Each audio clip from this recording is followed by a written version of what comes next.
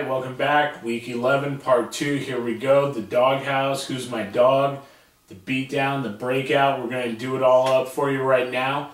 So without any hesitation, let's get right into it. Going in the doghouse this week, I'm going to come around the back and sucker punch LeGarrette Blount, throw him in the doghouse so he can take a nap. Yeah, exactly. See, I wasn't looking. That was perfect. Good impression. Going against San Francisco, Patrick Willis is a beast. They've only given up 3 rushing touchdowns to running backs this year. So Blount, people have been really happy with him. He's playing really well. That's fine. He's not a guy to play this weekend against San Francisco. I don't think he's going to be very productive at all. As far as my dog this week, I really like Ray Rice at Carolina. I think he's good for 130-plus combined yards. The Ravens could go up quick. If they do, he's going to see a ton of carries in garbage time, just grinding down the clock. I think he's good for a touchdown. And PPR, I think he's absolutely gold this week, so I really like him. What do you got? Well, I love your dog because I'm not playing Ray Rice, so that's awesome right there. Beatdown player of the week definitely goes to Randy Moss. I have you on one of my leagues. You give me one reception for 26 yards. Seriously, I don't even need to say anything else. So I'm just going to go ahead and move on. Breakout player, hopefully you were listening to me last week when I told you to put in Mike Thomas, who went off there. Luckiest catch in the world. Hey, but it's fantasy points and you'll take them. Yeah, nobody's complaining, trust me. Absolutely. So Sean Green is my breakout player here for the week. He's going to give you 105 yards rushing, and he's going to get in the end zone. The Jets playing against Houston have a very great potential to go up very big in this game, and then that's going to give a lot of garbage, opportunity there for Sean Green. Yeah. Get you the points. Doesn't matter how it looks as long as the numbers show up on the screen. That's right, absolutely, yeah. And Houston could be in really big trouble. Speaking of running up the score there, Matt Schaub has an issue with the bursa sac in his knee, had a drain.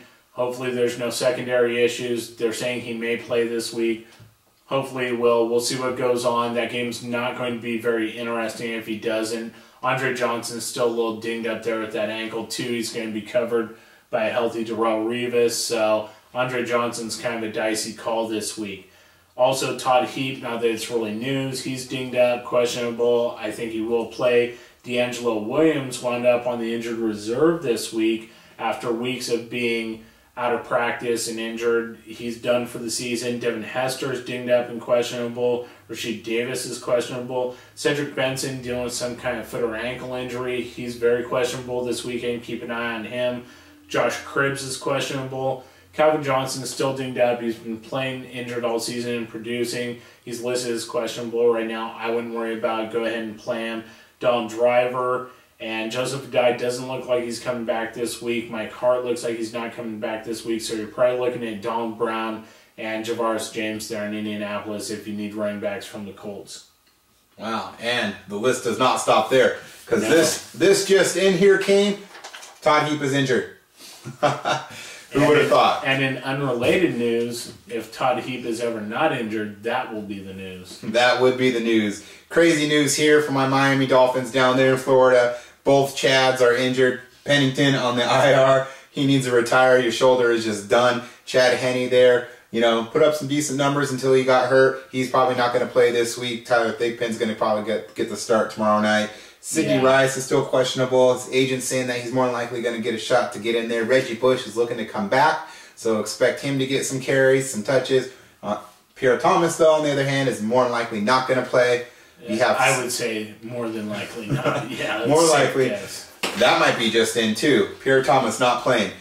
Steve Smith from the Giants, he's out. Jericho Cotchery is questionable, and Zach Miller is probable. Malcolm Floyd, who's been out for several weeks, is looking like he's questionable, but more than likely going to play. I wouldn't put him in your lineup. I would wait at least a week, possibly maybe 2, just to kind of see how that production's going to go, along with Antonio Gates. He's 50-50 right now. If you have an opportunity to put him in as your flex position, if your league accepts tight ends, I would go ahead and do that because the upside is good enough for a flex position. Yeah, absolutely. Vince Young is looking like he's probable, and Ryan Terrain, he's still questionable, so you'll probably see more Keelan Williams going in there for Tampa Bay. Yeah, and Williams has been a really solid option. Obviously, he's been producing really well. So, Vince Young is probable, so he looks like he's going to be back as well. Maybe that helps Randy Moss. We'll see, but I wouldn't hold your breath. Yep. So that's it for injuries. Keep an eye on the updates there coming out throughout the week. Let's go ahead and get into our 2-minute drill. This is where we do our stardom, our sit-em, our version to where Caine is going to tell you who to play, who not to play. I'll go through every game of the week, and let's get on it. Chicago at Miami, Brandon Marshall. Yeah, he hasn't been very productive. Miami's got a really tough the Bears have a really tough defense, so I don't love him this week. Baltimore versus Carolina, how about Steve Smith? Nah, I don't love him this week. It's quarterback issue. The guy's still good. I mean, he's proved that. It's just his quarterback issues, so. Okay. Houston versus the Jets, Mark Sanchez? Yeah, I like Sanchez this week, and I think he could put up big numbers, so expect a big game out of him. Okay. Another quarterback for you, Bills versus Cincy. How about Ryan Fitzpatrick? I don't love him this week. He's kind of like a low tier 2, maybe high tier 3 quarterback this week, since he's got a pretty tough defense. But, I think he's probably in the 230, 260-yard range, 1 or 2 touchdowns. Okay. We have Cleveland versus Jacksonville. What do you think about Peyton Hillis? Yeah, I love Peyton Hillis this week. I just like the guy, period. He just runs really hard. So I think he's a great play this weekend. Okay. Green Bay versus Vikings. Brett Favre against his old team. What do you think? Nah, I don't like Favre this week. I think Green Bay's got him figured out for obvious reasons. So I don't like the old man. All right. Washington versus Tennessee. He's my beat-down player, but what about Randy Moss? I don't like Moss this week. I mean, at the rate he changes teams, he can't know that much about the playbook yet. So I don't love him. Okay. Arizona versus Kansas City. Jamal Charles. Yeah, I really like Jamal Charles this week. I think he's a solid play, too. Absolutely. Detroit versus Dallas. What do you think of Javid Best? I don't like Javid Best. Dallas is playing really well right now. They proved that against New York last week. I just don't like Best. He hasn't been doing anything, until he comes around, leave him on the bench. I agree with you 100%. Oakland versus Pittsburgh. Lewis Murphy. Yeah, Pittsburgh's dinged up on their defense. He may be around 60 yards, possibly a touchdown, but he would be like at best a flex play. Okay.